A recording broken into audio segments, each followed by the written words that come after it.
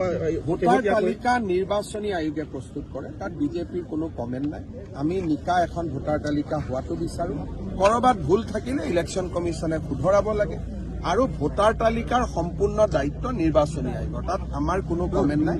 আমিও কমপ্লেইন দিম, 22 জানুৱাৰীলৈকে কমপ্লেইন দিয়াৰ সময় আছে। বহুত জেগাত আমাৰ নজৰতো আছে যে এইজন মানুহ ঢুকাইছে, নামটো ভোটাৰ লিষ্টত আছে।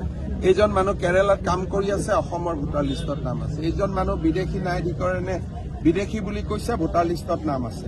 গতিকে এভিকশ্যন হোৱা জেগাত তেওঁৰ এতিয়া ঘৰ নাই, কিন্তু তেওঁৰ নামটো ভোটাৰ তালিকাত আছে। গতিকে বিজেপিয়েও ভোটাৰ তালিকাত বিসংগতি দৰ্শাই 22 জানুৱাৰীৰ আগতে আমিও অভিযোগ দিম, কিন্তু সেইটো নিৰ্বাচনী আয়োগৰ ওপৰত অনাস্থা নহয়, নিয়মেই যে আমাৰ খচৰাত ভুল থাকিবই আৰু ভুল সংশোধন কৰিবৰ কাৰণে claims and objection from 6, from 7, from 8 শুদ্ধ।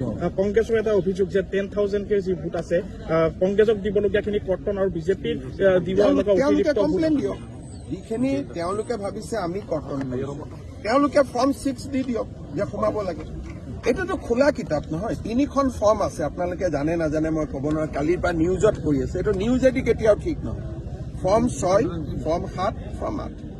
ইভেন টাইটেলৰো যদি ভুল আছে, হিমন্ত বিশ্বাস শৰ্মা হৈ আছে, তাৰো কাৰেকশ্যনৰ কাৰণে ফৰ্ম 6 মই দিব পাৰোঁ। গতিকে ফৰ্ম নিদি অকল যদি পৰ্টেল আৰু টিভিৰ জৰিয়তে যুদ্ধ জিকিব খোজে, সেইটোতো জিকিব নোৱাৰিব। ফৰ্ম ফিল আপ কৰিব লাগিব।